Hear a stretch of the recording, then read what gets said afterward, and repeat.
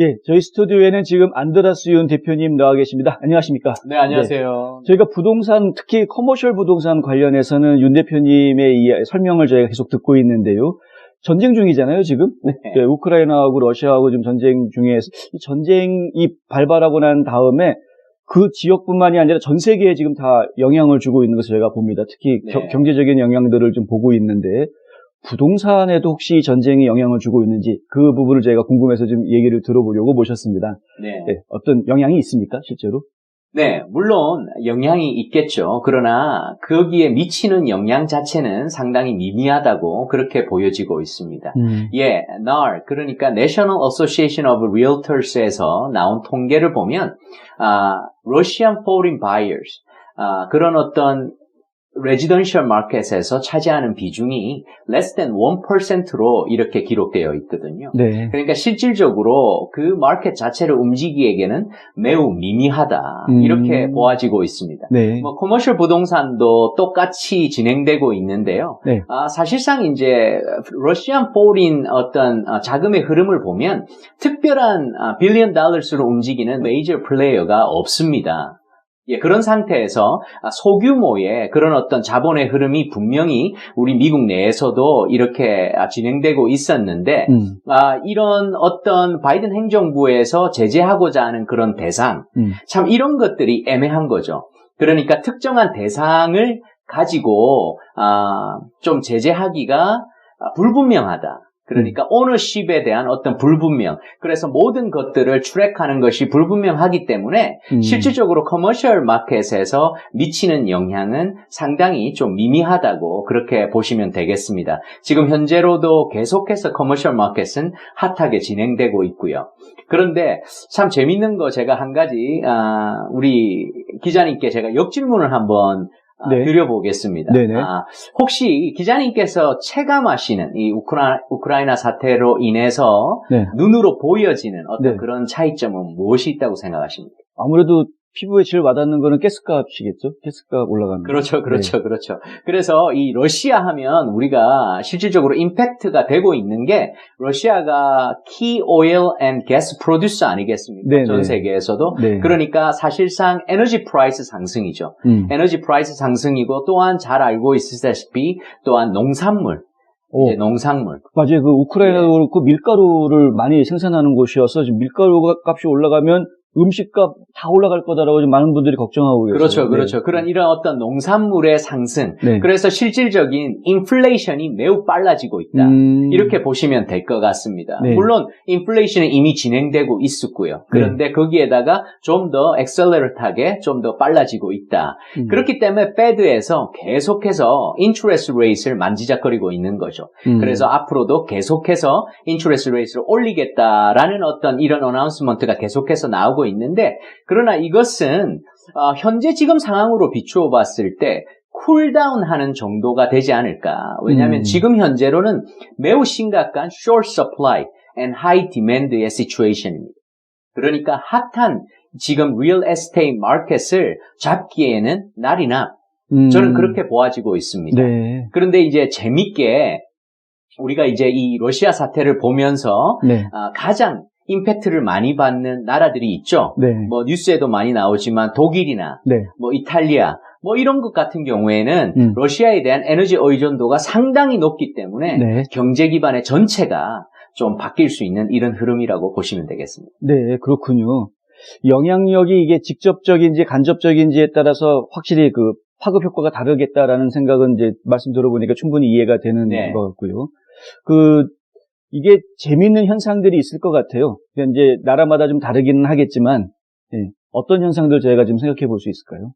지금 현재 커머셜 마켓 그리고 레지던셜 마켓에서 진행되고 있는 참 좀 신기한 현상은 우리 미국 같은 경우는 50개의 주가 있지 않습니까? 네. 그런데 거기에서 특별히 오일, 이 셰일 가스를 계속해서 프로듀스하는 그런 메이저 스테이트들이 있습니다. 네네. 너무나도 잘 알고 있다시피 텍사스, 그죠. 거의 뭐 30%가 넘게 거의 40%에 육박하는 그런 프로듀싱을 하는 스테이시죠. 네. 그리고 또 노스다코라, 네. 그리고 뉴멕시코, 그리고 뭐 콜로라도. 뭐 제가 실질적으로 이런 스테이트들에서 한번 체험을 했었는데, 자 이렇게 되다 보니까 네. 어떤 현상이 일어나냐면 인플로이먼트가 몰리게 됩니다. 네. 당연히 게스를 더 빠르게 급하게, 왜냐하면 미국에서 계속해서 보충을 해야 되기 때문에 게스를 더 뽑겠죠. 그러려면 어떤 인플로이먼트들이 더 몰리게 되고, 그러다 보니까 자동적으로 이 하우징 마켓도 올라가게 됩니다. 왜냐하면 그만큼 디맨드가 있잖아요. 네. 예, 그러니까 올라가고, 우리 커머셜 리얼 에스테이트 측면에서 본다면 제가 실질적으로 이런 부분들은 많이 경험했었는데, 네. 이럴 때마다 모텔이나 호텔들이 대박이 납니다. 오.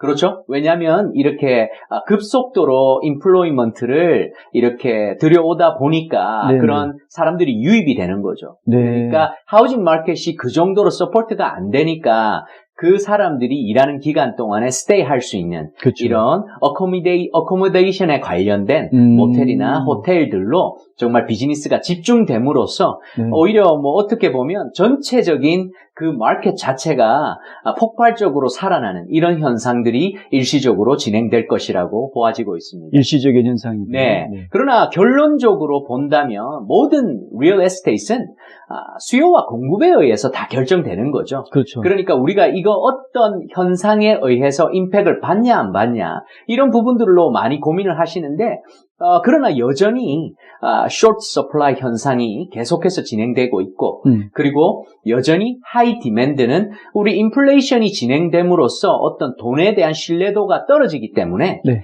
그런 자본이 부동산으로 몰리게 되는 현상, 이런 것들은 걷잡을 수가 없기 때문에 그 공급과 수요의 어떤 그런 브레이크 이븐을 찾기 전까지는 앞으로도 계속해서 리얼 에스테이트는 핫하게 진행될 거라고 생각되어집니다. 네. 말씀 듣고 보니까 진짜 그런 것 같아요. NAR에서 최근에 발표한 자료 보면은 120개월 연속으로 주택 가격이 오르고 있다, 이런 통계를 내놨더라고요. 근데 그거는 저희가 충분히 이해가 되는데, 연준에서 금리를 올리지 않았습니까? 네. 오늘 나오신 김에 그것도 하나 좀 여쭤봐야 되겠어요. 네. 그러니까 연준이 금리를 올리는데 어떤 분들은 금리를 아주 빠른 속도로 많이 올릴 거다라는 이야기를 하시거든요. 네. 고금리로 점차 시간이 지날수록 빠르게 금리가 올라가면 투자하시는 분들 입장에서는 좀 주춤하게 되지 않나요? 그렇죠. 물론 그렇기 때문에 금리를 올리는 목적 자체가 바로 시장에 나와 있는 어떤 돈의 흐름을 조금이라도 축소시키기 위한 목적 아니겠습니까? 그렇죠. 예. 그쪽으로 영향을 받는 것도 있지만 제가 아까도 말씀드린 바와 같이 지금 현재는 워낙에 short supply 상태입니다. 그러니까 지금 웨이팅 리스트가 너무나도 많은 거죠. 그래서 고금리가 되었을 때에도 그것으로 헤지턴트 되어서 사지 않는 사람들이 있겠지만 그러나 기다려왔고 그래도 공격적으로 투자하고자 하는 사람들이 너무나도 많기 때문에 영향은 받겠지만 그럼에도 불구하고 앞으로 이런 어떤 핫한 현상은 계속해서 당분간 진행될 것이라고 이렇게 생각되어집니다. 예. 근데 지금 말씀하신 부분이 주택 시장에서는 충분히 이해가 되는데 커머셜도 그렇다라는 말씀이신 건가요? 그럼요. 예, 당연히 똑같이 진행되고 있습니다. 예. 잘 알겠습니다. 지금 이제 전쟁으로 인해서 커머셜 시장에 타격이 오는 부분은 특히 미국 시장은 미미할 것이다. 하지만 이제 지역적으로는 약간의 차이들이 좀 있을 수가 있고 오히려 활성화되는 곳들이 단기적으로 나타날 수 있다라는 말씀을 해주셨고요. 네. 예, 그리고 또 이제 고금리 시대가 된다고 하더라도 워낙에 지금 수요가 많은 상태이고 공급이 적기 때문에 당분간 이 부동산 가격들은 뭐 변동이 없을 것이다. 떨어지지는 않을 것이다. 올라가면 올라갔지. 이런 얘기. 그리고 여전히 지금 공급이 적은 문제 때문에 수요가 계속 받쳐주고 있어서 금리 때문에 수요가 좀 줄어든다고 하더라도 그것이 시장에 영향을 줄 정도는 아닐 것이다라고 지금 얘기해 주셨습니다. 대충 정리가 된 것 같죠? 네. 우리 기자님께서 너무나도 잘 이렇게 정리를 해 주시는데 제가 이제 한 가지를 좀 더 애드하자면 자, 우리가 늘 주위에서 이제 많이 듣는 게 조금 기다렸다가 나중에 좀 더 마켓이 안정되면 투자를 하는 것이 어떠냐라는 질문을 상당히 많이 듣게 됩니다. 저도 그게 궁금합니다. 그렇죠. 그런데 이 인플레이션 현상이라는 것은 이제 역사적인 것입니다. 예전의 히스토리를 보아왔듯이 집값이라든가 아니면 커머셜 리얼 에스테이트의 밸류라든가 이런 모든 부분은 꾸준하게 상승되고 있습니다. 물론 언젠가 떨어지는 날이 있겠죠. 하지만 그것은 일시적인 현상일 뿐이지만 전반적으로 역사적으로 보아왔을 때 이 트렌드 그러니까 꾸준하게 올라가는 이 트렌드를 결코 무시할 수 없거든요. 그러니까 투자를 하고자 하시면 지금 내가 현 상황에서 투자할 능력이 된다면 인베스트를 하시는 것이 앞으로 개런티되는 그런 수익성을 창조하실 수 있다고 저는 그렇게 봅니다. 예, 잘 알겠습니다. 어차피 투자를 생각하시는 분이라면 지급이 적기다라는 말씀 다시 한번 드립니다. 네. 오늘 도움 말씀 주신 윤 대표님 정말 감사합니다. 네, 감사합니다.